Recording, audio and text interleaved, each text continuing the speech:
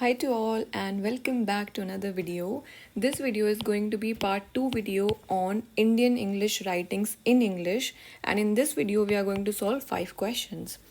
So without wasting any time, let's start with the first question. Which poet had adopted the Locksley Hall meter? So this is the question that we have to answer. कि कौन से poet हैं जिन्होंने use किया है Locksley Hall metre in his poems.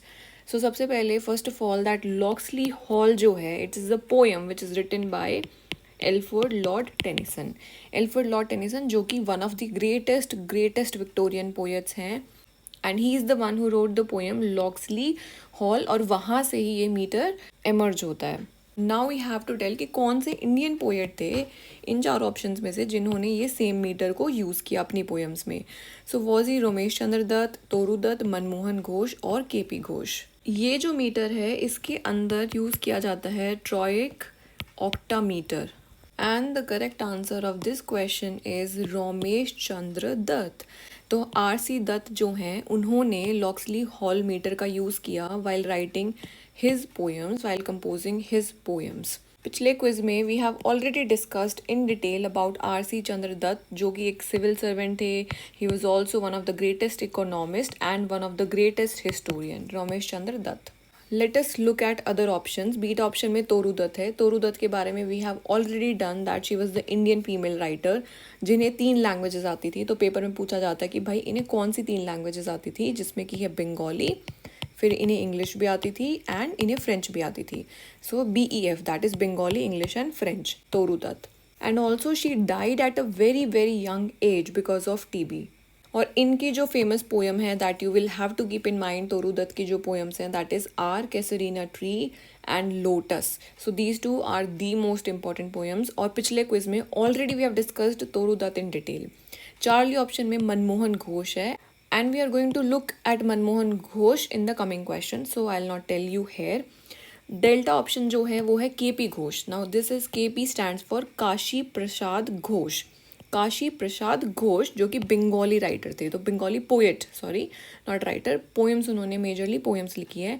And he is famously known for one newspaper, और इनके जो न्यूज़पेपर का नाम है that can be asked in the exam, that is the Hindu Intelligencer. The Hindu इंटेलिजेंसीज. So this is the name of the newspaper जो कि काशी प्रसाद घोष लिखते थे, that is KP Ghosh. Moving on to the next question, that is which was the only collection of poems which was published during the lifetime of Manmohan Ghosh. तो आगे के जो questions हैं they are related to Manmohan Ghosh. I tell you who Manmohan Ghosh was. तो इन्होंने इस question में पूछा है कि इन चारों में से कौन सी पोइट्री कलेक्शन है the only collection of poems जो कि मनमोहन घोष ने पब्लिश करी थी ड्यूरिंग द लाइफ टाइम, जब वो जीवित थे उन्होंने कौन सी कलेक्शन ऑफ पोएम्स पब्लिश की थी. So first let us introduce ourself to Manmohan Ghosh जो कि मेजरली जाने जाते हैं फॉर हिज रोमांटिक सेंसिबिलिटीज़. यानी कि इन्होंने बहुत ज़्यादा जो पोएम्स थी they deal with romantic sensibilities, they deal with the themes of nature and they deal with the themes of love. So this was the main idea, और यहाँ पर हमारा जो करेक्ट आंसर है that is alpha option, love songs and elegies. This is something that you will have to keep in mind कि love songs and elegies, जैसा मैंने बोला कि लव पे बात कर रहे हैं, रोमांटिक उस पे बात कर रहे हैं Manmohan Ghosh. And also one more important thing कि जो मनमोहन घोष है वो एल्डर ब्रदर थे किनके, औरोबिंदो घोष के. औरोबिंदो घोष कौन है, जो कि एक्सट्रीमिस्ट लीडर थे and also he was put in jail बाद में, और फिर उन्होंने अदर वर्क्स पब्लिश करे. I will tell you the name of the works also but in further questions. ठीक है, तो बस यहाँ पर आपको याद रखना है कि लव सॉन्ग्स एंड एलिजीज जो है it is written by Manmohan Ghosh which is a poetry collection. Now let us look at other option, जैसे कि बीटा ऑप्शन में है songs of life and death. इसको थोड़ा करेक्ट कर लो, this is not life and death, this is love and death. Okay, songs of love and death, not life and death. Nala and Damayanti and Perseus the Gorgon slayer. So these 3 इतने important works नहीं हैं and we are not going to look at these works right now. And also there is very little information which is available on Manmohan Ghosh on the internet too. So he's a kind of minor writer. बस हमें इनके 2 works याद रखने हैं. एक तो ये वाला याद रखना है, love songs and elegies, and one more that I am going to tell you in further question. Next question is who said that I shall bury myself in poetry simply and solely. यानी कि ये बस poetry के बारे में ही सोचना चाहते हैं, उसी के बारे में लिखना चाहते हैं, and poetry is his life और हर लाइफ में भी. Late us look at the options. तो किन्होंने बोला कि भाई पोइट्री है मतलब I will bury myself in the poetry simply and solely. So these lines are being said by the beta option that is Manmohan Ghosh. किनके brother थे Manmohan Ghosh? He was the elder brother of Aurobindo Ghosh, Shri Aurobindo Ghosh, जिनकी most famous poem है सावित्री. और इनके 2 criticism के भी work हैं which I am going to tell you. Rabindranath Tagore के बारे में हम we will see in the further questions. Aurobindo Ghosh भी देखेंगे, बहुत डिटेल में करना है आपने इन दोनों को. एंड तोरू दत्त के हमने देख लिया, our casuarina in a tree, lotus, Sita, these with the poems. And she also use to write in 3 languages, जो कि मैंने अभी ऊपर बताया. कौन सी थी? इंग्लिश थी एंड फ्रेंच थी, और एक और कौन सी थी? Bengali, because she belong to Bengal. बढ़ते हैं अगले क्वेश्चन की ओर. That on water heaven what land unknown to Julian's happy sight is shown to all his agonies, all his sights, what opening, sudden paradise. And these lines are written by whom? सबसे पहले हम समझेंगे कि इन lines का meaning क्या है. That O what a heaven, what land unknown to Julian's happy sight is shown. So Julian is a person who has come across a new land and he is very astonished to see that land. तो जो Julian है वो एक नए land पर आया है और वो बहुत ही ज़्यादा हैप्पी है by seeing that new land. To all his agonies, all his sights, what opening, sudden paradise.